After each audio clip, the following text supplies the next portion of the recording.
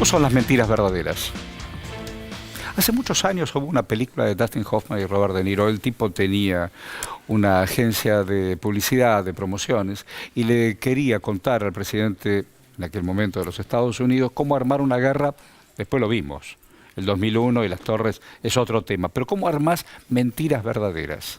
Tuvimos en esta mesa a un muchacho muy joven de apellido Pellegrino, que con el tic-toc, tic-toc, toqui, toqui, toqui, te va contando que resuelve tu vida. El toqui-toqui.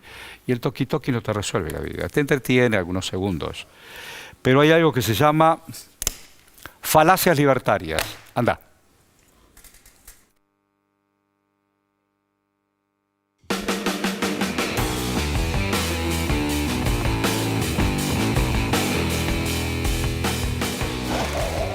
Yo creo que muchas de las cosas que Milei plantea son impracticables. Pero no queremos quilombo, tiros, no, nadie quiere eso. Bueno, pero tampoco hay que dejarse extorsionar. No. Entonces, aquellos que estén organizando problemas serán presos. Hay que cerrar el CONICET. Hay que cerrarlo. A ver. Perdón. Vos, pero esperá que argumente. Esperá, si argumenta todo junto. El Inca. El Canal 7. Por supuesto. A veces somos fáciles. Si te toca ser presidente, ¿estás en condiciones de dolarizar la economía? Absolutamente sí. Hoy es factible dolarizar. Te estoy preguntando de dónde vas a sacar 35.000 millones de dólares. Bien, ok, lo primero que tenemos que tener en cuenta es que esas estupideces que andaban diciendo, que se necesitaban 70.000, 80.000, digo, no tiene sentido. Bueno, el Banco Central también tiene activos. En monedas extranjeras, en swaps, A ver, etcétera. tiene títulos públicos. Sí, por ejemplo, tiene títulos públicos, sí, en pesos, en dólares, tiene adelantos que le hizo al Tesoro. Si esos bonos cotizaran al 20%, yo puedo dolarizar, porque pondría de garantía esos 50.000 millones de dólares, me darían 10.000 millones de dólares cash. ¿Quién te los daría? Una institución financiera internacional de las más importantes del mundo. Mírame, ¿ya lo tenés al ok? ¿Vos querés que te muestre el celular? Lo que plantea son reformas de primera generación, segunda generación y tercera generación. Eso estamos todos de acuerdo. Yo te hablo de la primera generación, que es lo más importante, porque si no pasamos bien la primera generación, no podemos llegar a la segunda generación. Que lo mismo pasa con el tema cuando nos ponemos a discutir sobre el sistema de vouchers, que es la tercera generación. Ya lo discutimos varias veces, lo debatimos de cuánto va a ser el proceso de dolarización. No sé si vamos a llegar a hacerlo en el primer mandato de gobierno. ¿Qué haces si el Congreso dice no? Lo voy a plebiscitar. Él quiere hacer un plebiscito. Los plebiscitos acá no son vinculantes. Entonces, para que lo sean hay que modificar la Constitución. Tampoco puede por ese lado. Mentiras verdaderas. Nico, Márcico. ¿Cómo estás, Horacio? Buenas noches. Peretti. ¿Qué tal, Horacio? ¿Cómo va? Salud y cosechas, dice él. Salud y cosechas. Sofía Caram. Si no lo dice, no arrancamos. Walk the Dog, ¿no? ¿Qué tal? ¿Cómo va? Él es Guido Agostinelli. Y entre otras cosas, viste que te mostramos la tapa del Broly. Ahí está. Gracias, don Guido. Gracias. ¿Qué querés contarnos con el libro? Bueno, en el libro hicimos un trabajo, digamos que ya llevó bastante tiempo, más de un año, en el cual estuvimos trabajando sobre las distintas verdades reveladas que va planteando el libertarianismo en Argentina, más precisamente representado por Javier Milei, en el cual nos muestran distintas supuestas verdades y las vamos explorando una por una, tratando de hacer una comparación, no solamente en el caso argentino, porque tuvimos implementaciones digamos, de esto que están proponiendo en el caso argentino, tanto en la dictadura del 76 como durante el menemismo y en forma parcial también durante el macrismo, y vemos cuáles fueron las consecuencias que esas medidas trajeron. Y a su vez también analizamos los casos internacionales. El caso, por ejemplo, del índice de libertad económica, que es básicamente como ellos terminan delimitando cuáles son los países más libres y los menos libres, y cómo, por ejemplo, el país número 1 del índice de libertad económica es Singapur, y como es es un país, digamos, con el mismo partido en el gobierno de 1959, con muchas restricciones a las libertades, pero a su vez también, por ejemplo, el mayor poseedor de tierras en Singapur es el mismo Estado. Entonces esto hace que sea a su vez un Estado muy intervencionista. Entonces no hay un Estado plenamente libertario, o sea que esto sería un experimento eventualmente muy raro, y a su vez todas las medidas que tienden a liberalizar la economía, y más en un país subdesarrollado como el nuestro, traen consecuencias mucho más negativas de lo que se intenta solucionar. Guido, hablas de falacias, pienso en las onceras, ¿no? Sí. También. ¿Cuál es la soncera, la falacia más grande? Y pienso en la libertad, el concepto de libertad.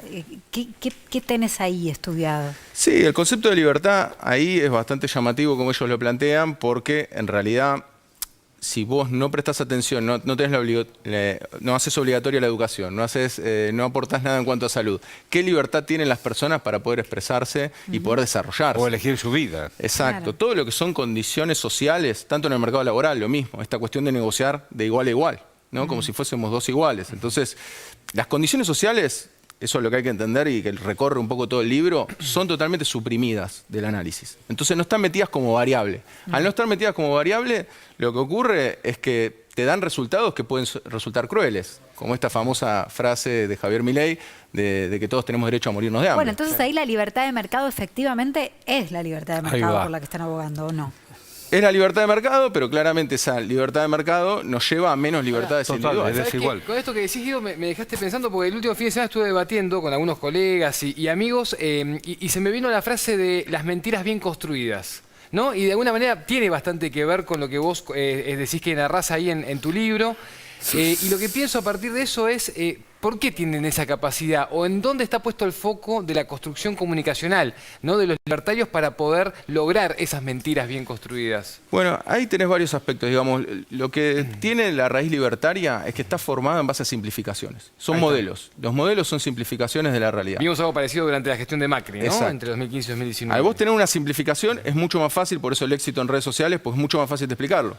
Por ejemplo, yo siempre pongo el mismo ejemplo de la inflación. La inflación para ellos es decir, emitís más dinero, genera más inflación. Claro. Punto. Yo doy una clase de 3 horas en la facultad para explicar la inflación. Claro. O sea, como para entender las dimensiones de lo que estamos hablando. Y en términos de falacias, a ver, todos recurrimos en falacias. Tampoco es que me quiero poner con el dedo inquisidor. Todos, naturalmente, construimos distintas falacias. El tema es que esto está construido directamente, los cimientos, en Desde base a una mentiras, mentira. desde la mentira. Pedro. Bueno, hay un libro muy interesante también en este sentido que se llama Las mentiras fascistas, escrito por un investigador argentino radicado en Estados Unidos, que explica cómo se construyeron todas las mentiras que el fascismo ha elaborado, que son muy similares a esta. Ahora, ¿no crees vos que hay un anclaje en la historia? O sea, que hay una gran falsificación histórica que permite o que abona el terreno para que este tipo de falsedades libertarias prosperen. Sí, sin lugar a dudas. Digamos, es funcional más que nada hacia el sentido común. Eso también es importante y lo destacamos en el libro, que es que para el mismo capital, ojo que no es conveniente lo que plantean los libertarios. Acá tomamos un caso de Inglaterra, de Londres, en el cual se dejó liberalizada toda una parte de la ciudad para que todos construyeran lo que quisieran y resultó que nadie quería invertir. Porque si no hay reglas claras, tampoco, Claro. y terminó siendo un fiasco. Entonces, la libertad total y absoluta para el capital tampoco es necesario porque el mismo capital necesita ordenarse. La seguridad jurídica, ¿no? Exacto. Que tanto reclaman. Por eso, digamos, los experimentos que se han dado, digamos, hay varios experimentos eventuales que se han dado, fueron todos un fracaso. Pero Y todo lo entre las que falacias, discúlpame, el tema del racismo, ¿lo analizan ustedes en el libro? No, lo que es racismo no. Yo, mi formación es economista, entonces traté de hacer todo lo que es económico, pero sí tomamos lo del caso de la venta de órganos, la posesión de armas, esos los tomamos como temas fuera un poco de la cuestión económica. Y bueno, lo del cambio climático, es un escándalo. Ellos dicen que es un escándalo. Más allá de que él lo niegue, digamos, si lo toma como válido, lo que dice es que en realidad cada uno de nosotros va a penalizar al que afecte el medio ambiente. Entonces van a caer naturalmente sus acciones, va a vender menos y esa empresa va a desaparecer. Datos que acá se muestran que no fue así, que las empresas siguen contaminando. El caso de Monsanto y de Bayer explica exactamente lo contrario. Digo, en la Argentina los dueños de la plata y los dueños del capital son siempre los mismos. Digo, en Roca le daban al tipo hasta donde se te agote el caballo, es tuyo el campo. Y los hijos de los hijos, en vez de, esto me lo enseñó Peretti, en vez de pequeños lotes como hicieron los holandeses o los irlandeses en el norte, acá tenés grandes extensiones. En la producción se quedaron con el capital y en la inequidad de dialogar con un desigual. Si yo busco trabajo y me encuentro con el tipo que es dueño de la máquina, él va a poner la regla de juego, como yo tengo que trabajar con la máquina. Antes eran 25. ¿Cuánto tiempo tardamos en que sean 8 horas y un descanso, el aguinaldo? Entonces, no es por ahí. Ahora, nunca estuvimos tan cerca en la República Argentina, nunca estuvimos tan cerca históricamente de tener un presidente vinculado con las ideas de la superioridad racial en nuestro país. Nunca estuvimos tan cerca de tener un nazi de presidente, porque de la superioridad estética, de vender órganos, de vender pibes, de todas las cosas que plantea Milei, a discutir la superioridad de la raza aria, ¿cuánto hay? Digo, y Estamos ahí. Sí, ¿cuál es el límite? en temas económicos, ¿cuál sería entonces la falacia que me quiere evitar para no caer en la estafa de moda? No, bueno, ahí exploramos todas. La dolarización A ver, explícanos. es ¿Cómo una es el de las tema más ese importantes. de La dólar? dolarización, ya sabemos, digamos, que justamente no hay una cantidad de dólares suficiente para poder hacer una dolarización, más o menos un tipo de cambio de 700 pesos, sino que las estimaciones, ahí va a depender, por eso también es difícil estimar y explicar esto, porque va a depender de lo que tengamos como activo en el Banco Central. Por ejemplo, puntualmente, y justo en el recorte que mostraban acá al inicio, él cuenta en una entrevista que en realidad los bonos que hoy tenemos como bonos soberanos en Argentina cotizan al 30% de su valor original. Él los contempla bajo ese esquema, pero dice que como él va a asumir en la presidencia, fíjense qué contradictorio, que él va a asumir en la presidencia, van a valer al 50% de su valor original esos bonos. Ahora, ¿saben qué pasó el día después de las elecciones, después de este resultado? Bajaron. No. Bajaron. Claro. Entonces, se basa en un modelo especulativo a lo Macri, lluvia de inversiones, Claro. espera que ocurra algo mágico un que plan solucione la Bonner. cuestión. La revolución de. Y encima lo poco que tenemos de demostración en lo real, en lo palpable, es que caen esos bonos. O sea que la dolarización sería más costosa todavía de lo que él presume. ¿Sabes qué? Hay algo que a mí me genera mucha curiosidad que tiene que ver con... no lo escuché a Milei en ningún momento hablar de ninguna fortaleza de lo que tiene que ver con el sector productivo, con la cultura argentina. En ningún momento lo escuché hablar de algo que tenga que ver con un carácter positivo de No, nuestra claro, porque él de propone nuestra romper sociedad. todo y un cambio profundo. cambio Su profundo negocio y- es que nada de lo que exista siga existiendo. Y eso, ¿sabes qué? Me deja la curiosidad con lo siguiente. Muchas veces, y con el expresidente Macri pasaba algo parecido, todo el tiempo se pone a los países del primer mundo, a Estados Unidos, como las referencias. Ahora vos vas y agarrás a un empresario estadounidense o a un secretario de Estado estadounidense y le decís, che, quiero que me traigas tu cultura para enseñarnos a trabajar, etcétera, etcétera, y te pierden el respeto absolutamente. Digo, te dicen, mirá, la respuesta es yo me ocupo del carpintero de Texas, del carpintero de La Rioja, ocupate vos. Sí, sí. Entonces, digo, hay una contradicción ahí en cuanto a la construcción también, ¿no? Del relato. Sí, por supuesto. Y aparte ellos tienen, digamos, la osadía de tomar a los países nórdicos como modelo propio también para tomar un caso que acá lo analizamos bastante en profundidad, lo de los países nórdicos. Digamos, los países nórdicos son justamente el ejemplo de la intervención Lo más estatal. Y ellos ahí hacen cherry picking, hablando de las falacias. ¿Y qué son estas falacias? Cherry picking es recolectar las cerezas. Entonces agarro los datos que a mí más me gustan para sostener una teoría. Entonces dicen, no, es rápido para abrir empresas en Suecia. Yo decía, sí, es rápido también en muchos países de África.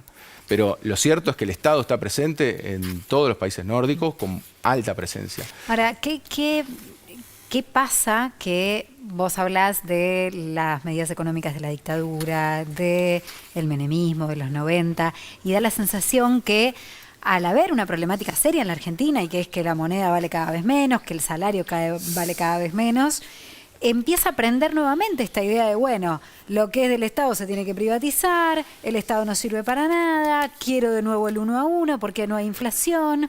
Digo, como da la sensación que empezaron a legitimar ciertas herramientas económicas que sabemos que terminan mal, pero que vuelven a traer prensa.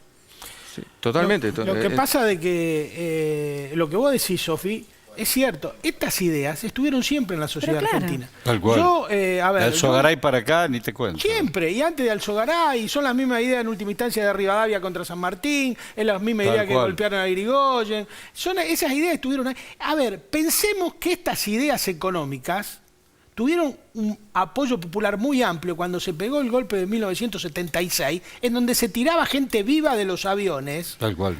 Y se secuestraba a las compañeras para robarle a los bebés, y hubo gente que lo justificó. Hubo gente que estuvo Y de era para acuerdo y se le dio implementar un... este plan. Bueno, y es esto que está latente en la sociedad argentina y que hay que enfrentarlo y desenmascararlo. Por eso es muy oportuno este trabajo, extraordinariamente oportuno, Guido, porque realmente me parece que hay que dar un debate ideológico muy fuerte que el campo nacional y popular nunca lo dio a fondo. Siempre lo dio por el costado, siempre pero, evitó el debate. ¿con qué cosas, Pedro? Porque me interesa eso, y de paso lo incorporamos a Guido. ¿Con qué cosas decís que hay que dar el debate profundo? Porque hemos hablado de seguridad, ¿con qué más decís? Con esto. En todos los aspectos que ellos exploran, parten de premisas falsas. Ahí va. Con respecto a cómo hacemos para combatir que vuelva a instalarse como sentido común esto, es repasando mínimamente la historia, porque ellos, ¿qué es lo que dicen cuando uno los asocia con la Ahí dictadura está. militar? Dicen, no, en realidad nosotros planteamos esto que plantea Marra acá, que dice primera generación, segunda generación. Es todo zaraza, Porque en realidad lo que hizo la dictadura militar, vos agarrás los 12 puntos de Martínez de Oz y le decís con qué estás en desacuerdo con esto y no te pueden responder con ninguno. Ahora, ellos lo que te dicen es la graduación. Entonces, eso es lo que es la falacia del nirvana. A medida, la de nirvana es como la falacia que todo tiene que ser perfecto, como ellos dicen. Si se da algo distinto, ya no sirve. Y nótese que los sindicatos justamente tenían restringida su actividad en el 76. Naturalmente, Ahora no. porque estaban intervenidos. Guido, lo mejor para tu libro y para vos, naturalmente. Muchas gracias a todos.